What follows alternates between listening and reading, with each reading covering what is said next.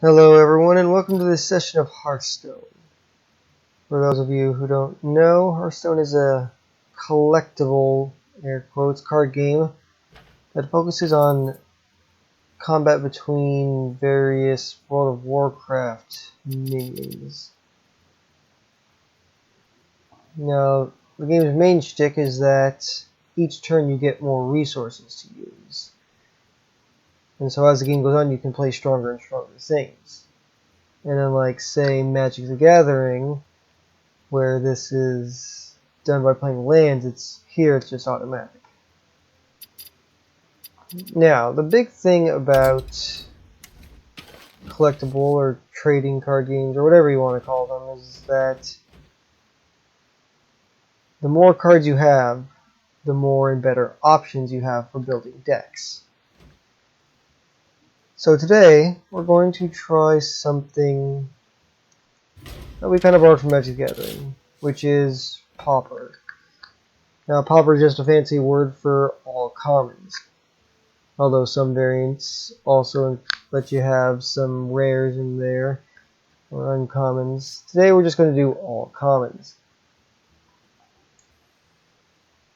Now, the first thing to know about deck building, or at least the advice I've been given, is that you should always think about what your deck is going to do, how it's going to win before you start building it. And so with this deck, I thought that the main goal would be minion combat. The goal of the deck is to trade evenly with your opponent's minions, to try and get as many of your minions to kill their minions without dying as possible, and then gradually move into the late game, where this advantage will gradually build up, and then you can start attacking their hero directly, and eventually win the game. So let's go over the cards I've chosen. Noble Sacrifice makes it so that when an enemy minion attacks, it doesn't attack the thing that they were originally planning to. This is helpful because it messes up your opponent's plans, and it also protects one of your minions.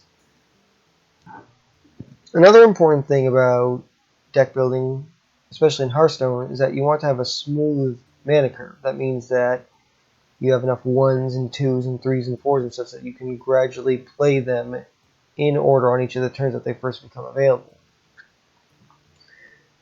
So you can see my curve is very weighted in the middle. That's because this deck is kind of focused on that middle game. It's also because I don't have a lot of great options for some of the other mana amounts, since I'm only using commons. But for our 1-drop, we have the Gadget's Hand Jouster. It has a chance to become a 2/3 for 1 mana, which is pretty good if it works. Even if it doesn't work, it's still probably going to trade with your opponent's minion evenly, and on the occasions when it does work, it's going to give you a lot of advantage later in the game. For my 2-drops, I have Haunted Creepers. They're very good for trading with the enemy minions because when it dies, it gives you more minions. So even if your opponent kills it quickly, it still leaves leftovers, and then that makes it easier for it to trade into enemy minions because you have the damage split up among 3 creatures instead of just 1.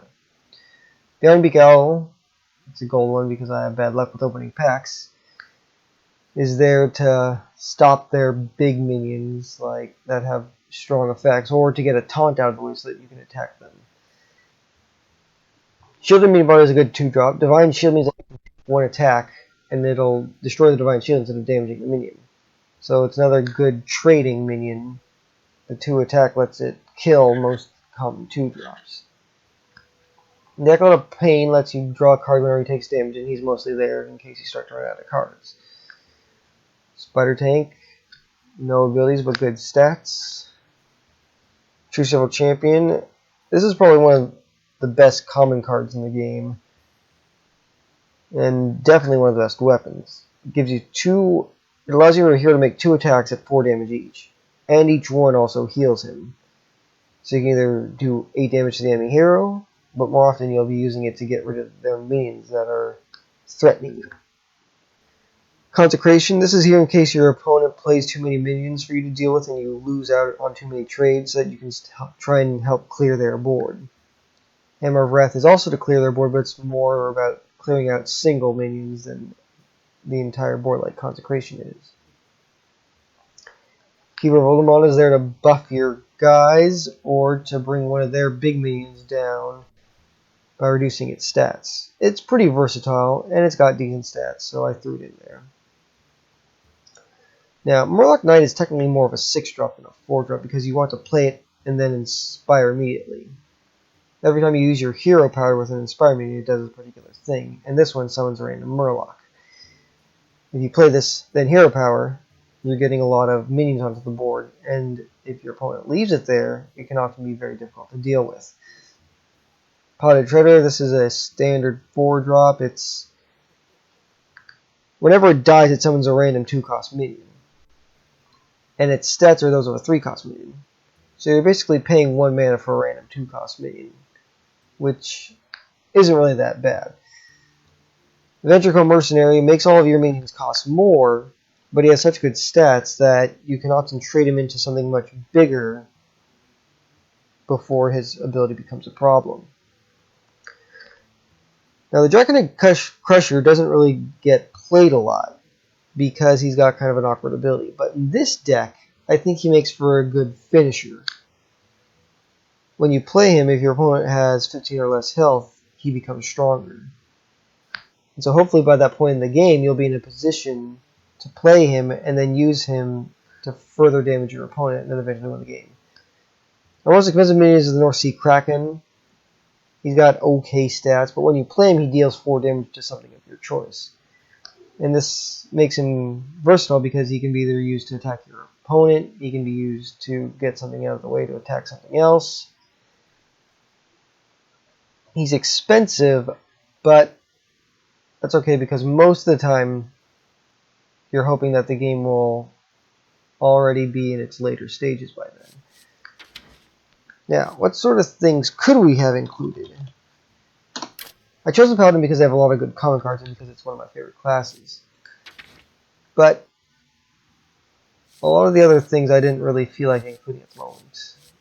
Argent Protector is good, but we don't have enough really good means to justify its inclusion right now. You could remove the Ironbeak Owl, but I kind of think that I'd rather have the Ironbeak Owl because the Argent Protector is more situational. And you have things like Guardian of Kings. You could replace the North Sea Kraken for him, but since his deck is more concerned with defeating the opponent than preventing your own death, I think the Kraken fits a little better.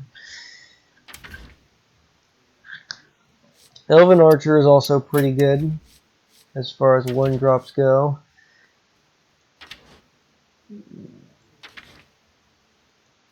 It can be used to trade with your opponent's things very nicely, but it's also really situational.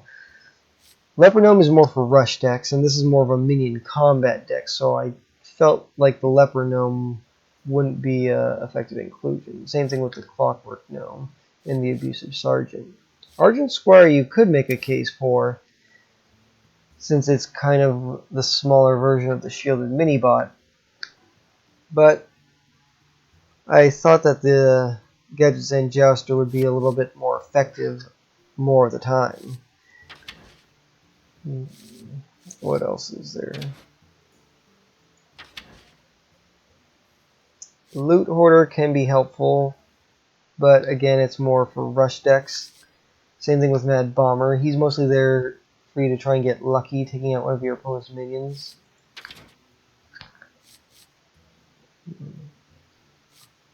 I didn't think there was enough things in the deck that had enough health to justify the Earthling Farseer. And Flesh-Eating Ghoul can be powerful, but it's also a very big target, and it takes a very specific deck to make it work, so I didn't include him either.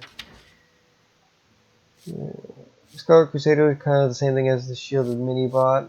I don't really think we need that many variations on that theme. Dormal Farseer isn't good without buffs. Next only. Silver Recruit can be useful. In fact, you could argue that it would be a better choice than the Acolyte of Pain, and maybe we'll try that if it doesn't work out for us.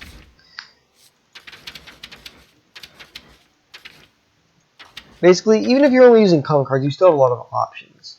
You can still make a lot of variants on this deck and still do well.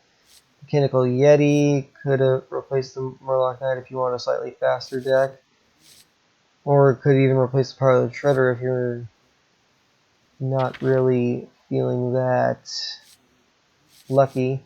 Ascension Shieldmaster was something I considered for the defensive ability, but I don't know. Another thing that we might have to consider putting in. Same thing with the Fen Creeper and the Antique Keelbot. Forcing Max could also make a good inclusion instead of the North Sea Kraken since it's all about minion combat, but I don't really feel the need to include him since we already have 2 of these, and we don't want to make the deck too top heavy. But this is a learning experience. So what we're going to do is we're going to take this all common deck into ranked and see how far we can rank up with just using a deck of only commons. Now in the lower ranks, obviously we're going to have an easier time because players there don't have such great decks. But we'll see how things go. I know there was a few small Pauper Hearthstone tournaments in the past, but I'm guessing they weren't too popular since their YouTube videos have only like a handful of views. I will fight with honor. Ooh. This is actually not a bad hand. I have the 1 and the 2. And then I guess on turn 3 I could play this and then use my hero power. And then on turn 4 I could play this. And that gives us time to draw other things. So I'm okay with this hand. I could replace the keeper, but I think it's good to have that option early. We're going up against the mage, so his hero power does cancel out our hero power. That's not a big deal. Roll them dice. Nice. We're also going second, so that also gives. Okay, that was fast.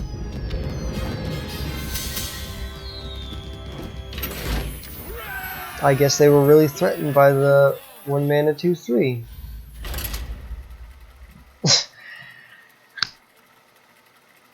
Okay, or their hand was really bad. And that's a new one. I will fight with honor. I will command the light. Alright. So we have the early board clear and the buffing. I'm going to try and get rid of all these and get a earlier play. And I get all 4s. That's really bad. Unless I draw a 1 or a 2, my first few turns are going to be very unproductive. Yeah, that's a 2, but I don't want to play just for the stats because it's really useless. Ooh, he's playing a Warlock deck. Now, I don't mind hero powering here because that means I can trade evenly with his guy. At least my next turn I have the spider tank. It will let me make better trades. Huh? Okay. No. That was an interesting one. That was an interesting way to play that. Okay, I'm going to play the spider tank because it's the only thing I can play. And still use all my mana. So he's playing a Murloc Rush deck. He's probably going. He might be going for that combo with the Every Fin is Awesome or something, where you summon a lot of charge guys and you summon a very specific set of Murlocs and then you use that card to revive them all on the same turn. But it's hard to say.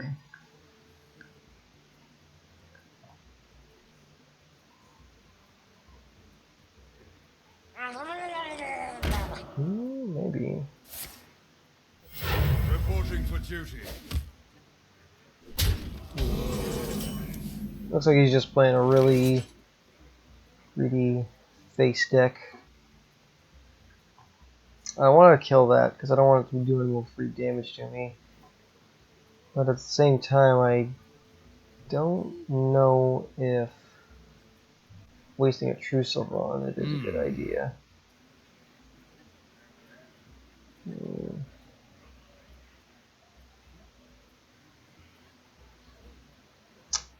This is a tough one. I think maybe I'll play this. And then summon a guy. So that way I'll have more options next turn. This play makes it so that I can clear a greater variety of his stuff. It also gives me the option of True Silver next turn if he plays something big enough to warrant it. I really don't want to waste a True Silver on a 3-1 if I can avoid it. Monkey? This deck is very perplexing. I don't know. Ooh, it's actually pretty good. For justice. Now I can kill this. Summon this. It's a nice joust. So now I have a pretty decent board. I have 4 cards in hand to his 6, but I have a little more stuff on the board.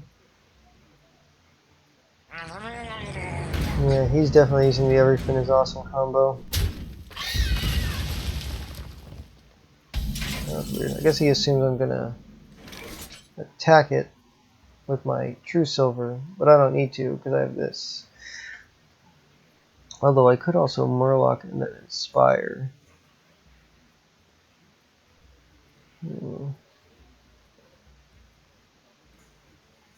Yeah, I think that's better. Reporting for duty.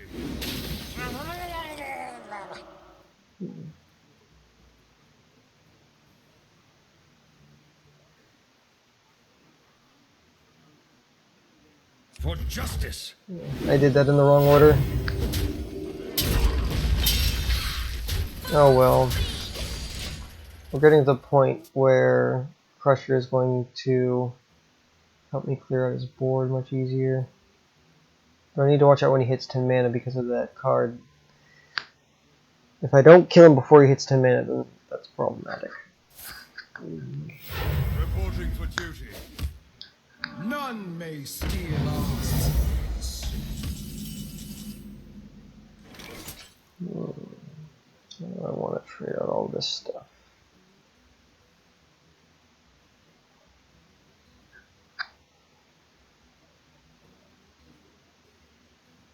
I could silence that, but it seems like a giant waste.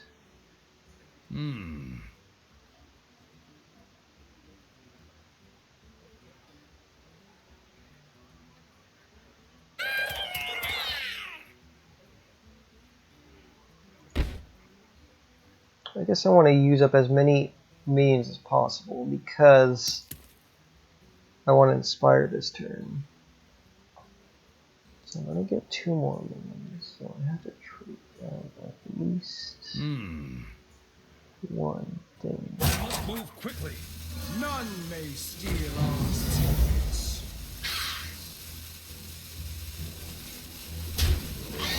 To battle.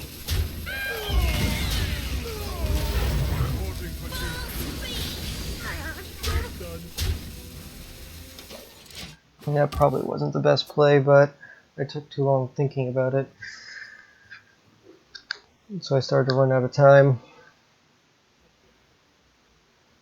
As long as this guy stays alive, I have a pretty decent board. Okay, so I can kill that pretty easily. And that takes up his entire turn.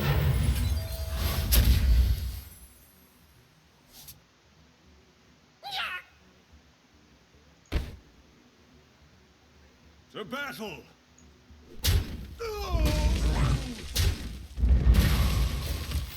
Reporting for duty.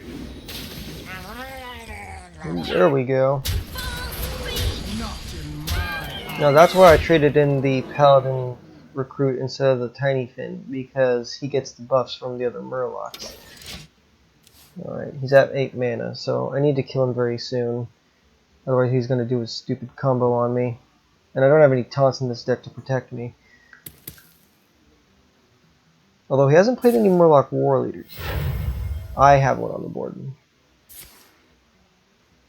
Also, I don't understand why he has this map in a Murloc deck. Maybe use the Murlocs for early game and then try and get the Monkey for late game? Seems like an awkward strategy. Reporting for duty. Alright, here we go.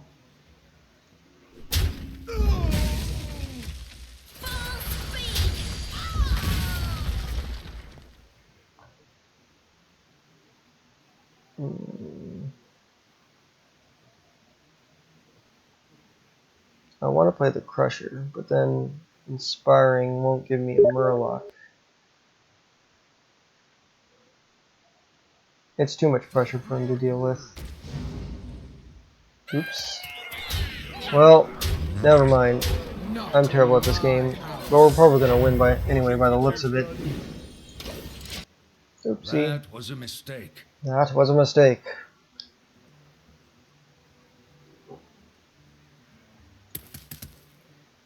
The victory is yours. Yep. By making even trades, we were able to take out his board we were able to maintain control of the board, have more minions than him, and then eventually all that damage piled up. His deck was also very awkward. Alright, now our last match was an example of the ideal situation. So let's see how these other ones go. As we move up in rank, the players and the decks are going to get better and better. Uther versus Another Paladin. I will fight with honor. I will command the light. Okay, the 2-3-4 is good. Things are getting water not that great, but it's okay. And we're going second, so we have the coin available. I think going in the second game is pretty much always advantageous, unless you're playing a very, very quick deck, which we aren't. Alright, I don't want to use the coin to get the creeper out, because next turn I'll only have my hero power. This is not the same guy, is it? Murlocs? Yeah. Okay, this is good because it means that my Hunter Keeper is going to trade with his board very well. And when I play the Spider Tank next turn, it will also trade very well because all of the minions are very low attack. Speaking of, ooh, that's really annoying. Now would be a good time for a Consecrate.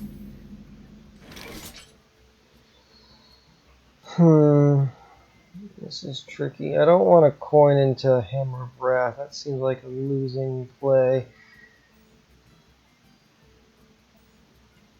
I guess I don't have any choice but to do this. He has burnt a lot of his hand. So if I can deal with his board, then I should be okay. Yep, well, never mind. Standard Rush Murloc deck then. Play a lot of stuff. Divine Favor. And then keep on pounding. This would still be a really good time for a Consecrate. He's thinking about trading, but he's not gonna, because he's a Russian. This is rough. This is a little rough.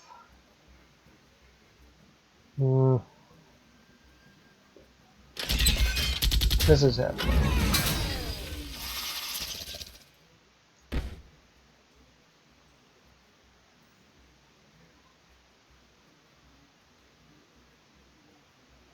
This also has to happen.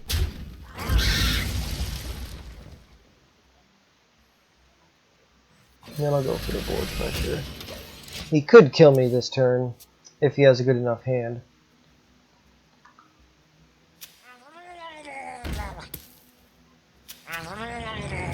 Yep.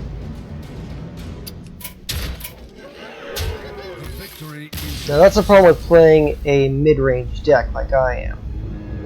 You're playing for the middle game, So the early game and the late game decks give you a lot of trouble. If I had a Consecrate, I would have won that easily, but it's only a 1 in 15 chance of drawing that.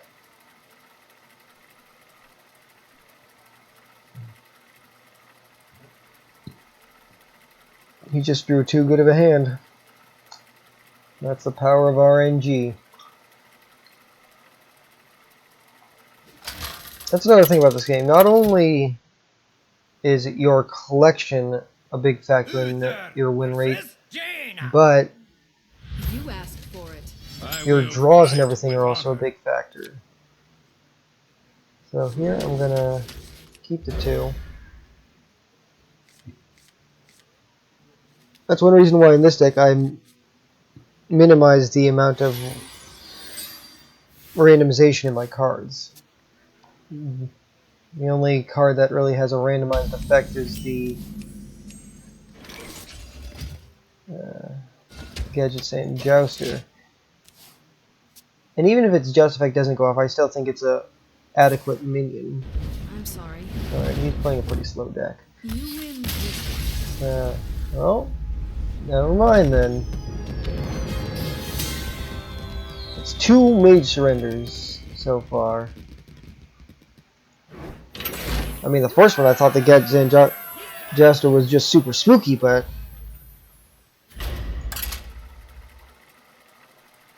I have no idea what that was about. Even if you have a really bad hand, you shouldn't surrender that early because you have a lot of turns where you can draw more cards and get more options. If you have like 3 9s in your hand, then you still have several turns to draw a 2 or a 3 before you have to really worry about skipping out on mana. Your soul shall be mine. I will fight with honor. Alright, I'm not really sure that there's anything in a Warlock deck that I really want to silence early, but the Nerubian Egg or something like that could be problematic, so I'll keep it just in case. Why do you call? His hand is not that great. I guess I'll play this and then I'll button next turn. That'll let me get rid of that.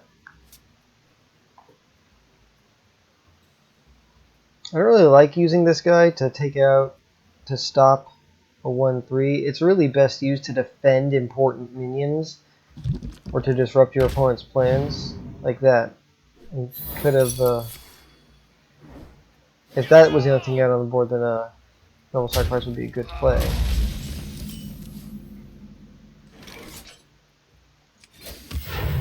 But next turn I can coin out the Shredder and that'll be really disruptive.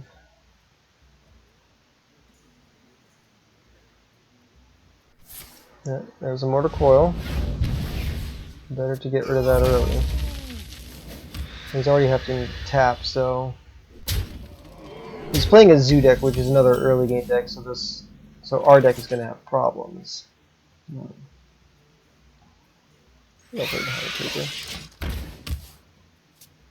Now my next turn gives me the option of pointing out the Ventricle Mercenary, or playing Power Shredder, or using the True Silver. All of which are pretty decent plays.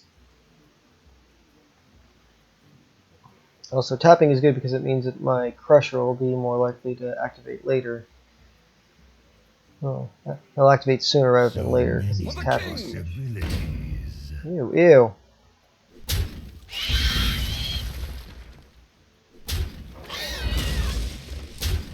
That was a bit of a waste because I would have probably traded that in myself. He didn't really need to spend his minion doing that. Okay, now I'm going to coin out the Ventricle Mercenary. That way next turn I can play the True Silver, or I can play the Shielded Minibot, or the Iron Beak Owl on their heightened costs. Ooh. You really don't want to use a Power of Overwhelming for trading if you can avoid it because it doesn't really get you ahead in cards. You're still spending a card plus the minion to take out something.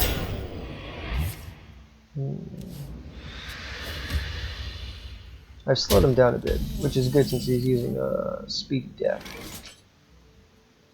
But what do I want to play now? think that Shield Minibot doesn't really trade into his board very well. But that plus the Acolyte of Pain will force him to make some kind of awkward trade. He won't be able to kill both. Hopefully.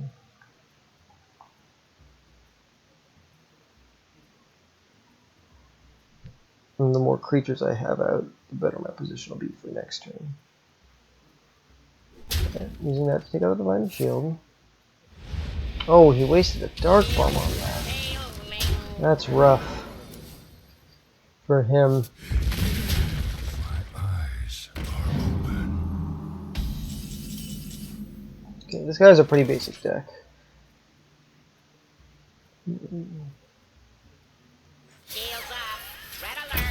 Since he had to make such an awkward play to get rid of the first one, I'm hoping the second one will do pretty well.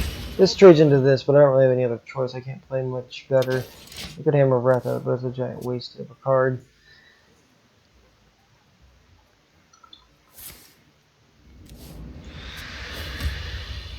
Life is kind of even. He has a much better board than I do, especially now that he's played that thing. But that's also a good thing to Hammer of Wrath. Oh. He's going directly for face.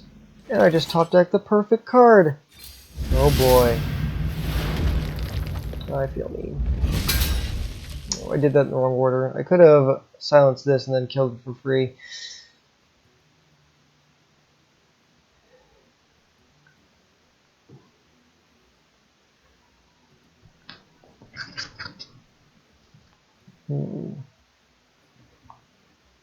Let me think.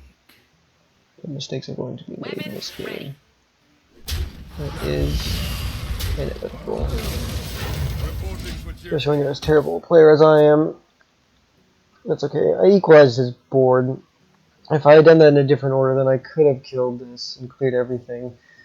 But he still has to trade this in. Someone carved it. Ooh.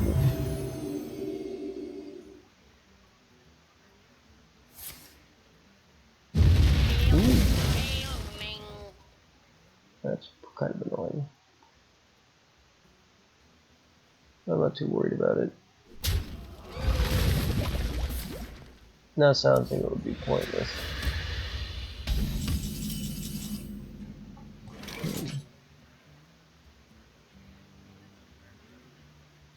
I kind of want to prep my True Silver so I can use it on a later turn. But I think I'd rather just do this. Ooh, I can actually play it next turn, so that's good. It's a good time to draw it. It means whatever he plays, I'll definitely be able to kill by playing this, because then I can... Ooh. Wasted his owl, that's good. See, he basically had to spend 2 cards to kill that, so that's good for me. Ooh, and he put himself into Crusher range. So I could play Crusher, Spider Tank, or I could play Cracking and kill one of his things. I think I'll do the Crusher Spider Tank play. It gives me more stats on the board. He could trade both of these into that, which would be ideal for me, but I don't think he's going to be that reckless.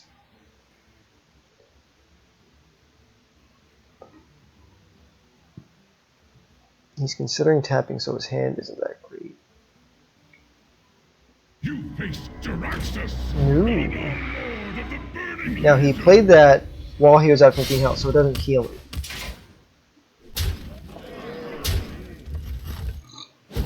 Now I have 12 damage on the board, plus 4 from this, so that's actually lethal. For the spider. For justice. He did not play that correctly. He was really hoping he could kill me next turn, that I didn't have enough damage in my hand. But turns out I did. Ooh, Gold Hammer of Wrath, yay. Alright, let's do one more, see if we can get up to rank 18. But hopefully this is a good illustration of the principles of the deck. And even in mid-range Paladin decks with more cards, more expensive cards, this principle is still the same. You control the board, try and get to late game, get as much value out of your dudes as possible. I actually like this hand. A 1-2, and then hopefully I'll draw 3. Ooh, speaking of, now this is a very situational 3, so it's not perfect. But even if I don't get an opportunity to play it on turn 3, I can just summon a guy. Maybe bait him into spending 2 mana on his hero power. And this didn't win its joust, but that's not a big deal. Especially since he didn't play anything. I'm going to play this. Now the great thing about this is that even if he spends removal on it, it's still going to be, there's still going to be minion left over on the board. It's sticky, to use the Hearthstone parlance. Yeah, he's playing Temple Mage. It means the point of his deck is to try and out-trade me too.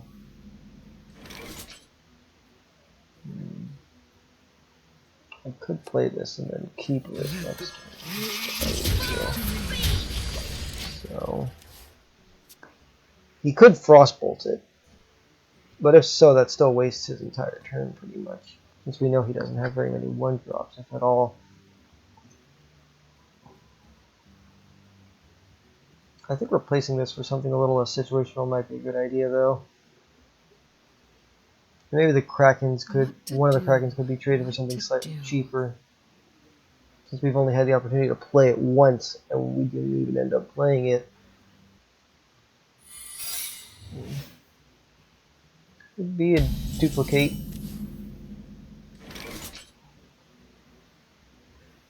So because he has that secret, I don't want to play this because it might give him a copy of it. So instead I'm going to play this guy.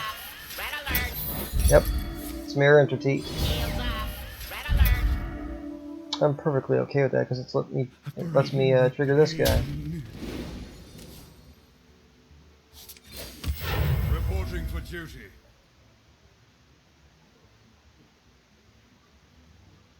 I should trade both these in, but I want some defense on my board.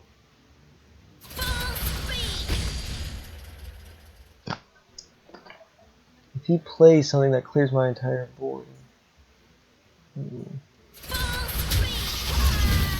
Too much of a risk to leave it alive. Because then that lets him make the trades instead of me. And there's a lot better trades he could make because he has his hero power.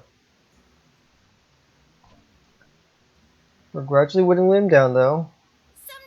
He's still very far away from Crusher range. Arcane Missiles? No. By playing that he really wasted it. That's too bad for him.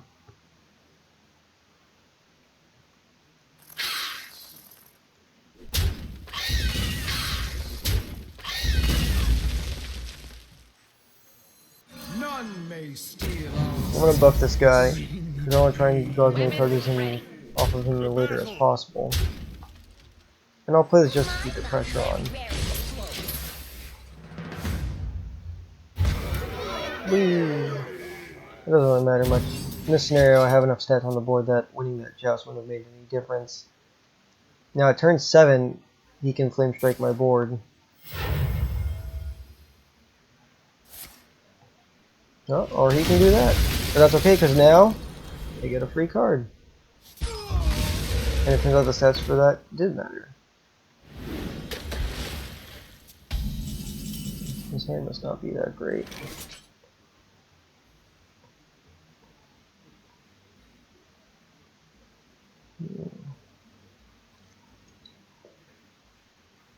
There's no point in playing either of these.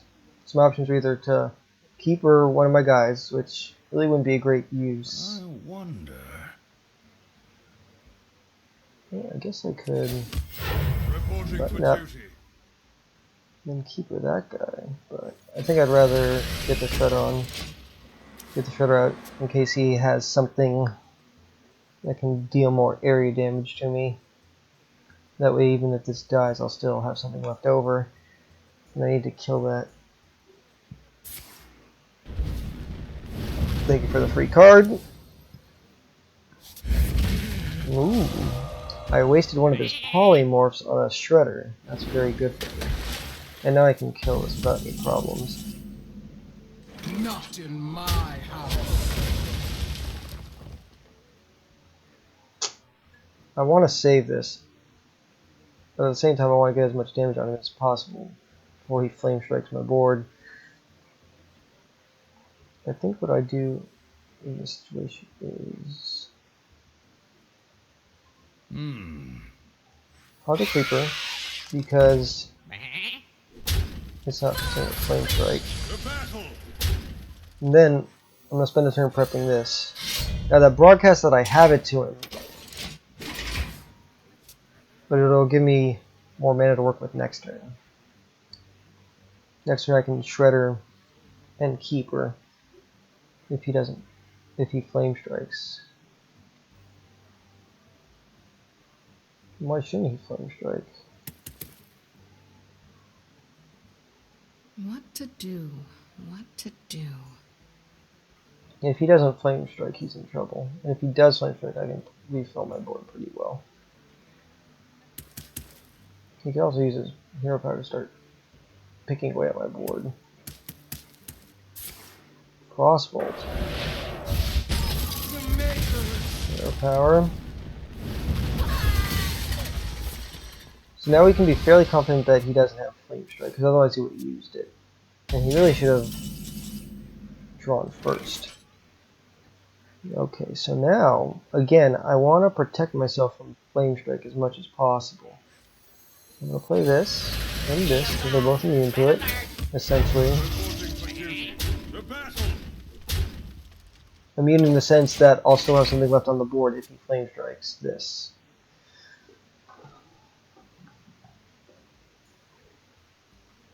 Remember, he doesn't die, he just becomes weaker. He's at 9 cards. He has to have Flame Strike. He's at 10 cards. He has to have Flame Strike. We have many secrets. Free secret. It could be a lot of things. Yeah, he's going to get rid of the bunch on that. That's fine with me. Well played. Well met. I'm going to test for armor. He doesn't have it. I don't want to summon this and give him a free dude. We know he has a mirror entity already, so we gotta assume that's what it is. None may steal our secrets. It's not. That means it's probably an ice block. Or a duplicate. Yep. Oh, effigy. That is a really good draw for him. For justice. Not good enough. But still pretty good.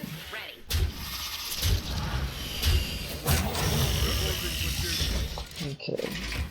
Now if he flame strikes, I'm not worried because I can just play a Crusher next turn.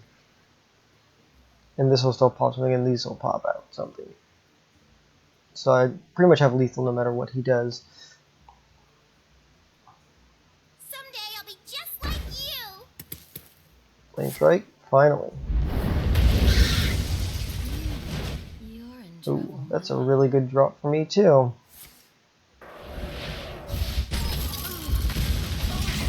Yep. No matter what, I have lethal. I'm gonna play this hand, just to be rude.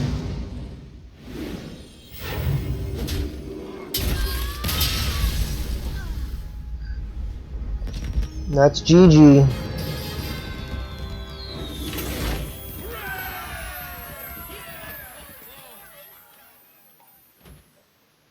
So, now the games here were particularly challenging because we're still fighting lower ranked opponents with bad decks, but you can see the principle of the deck. It follows the same principle as decks with more expensive cards. It just does it with commons. So, we have some gold before we go.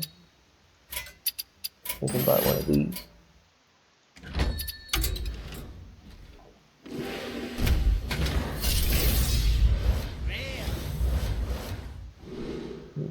pretty, not that great.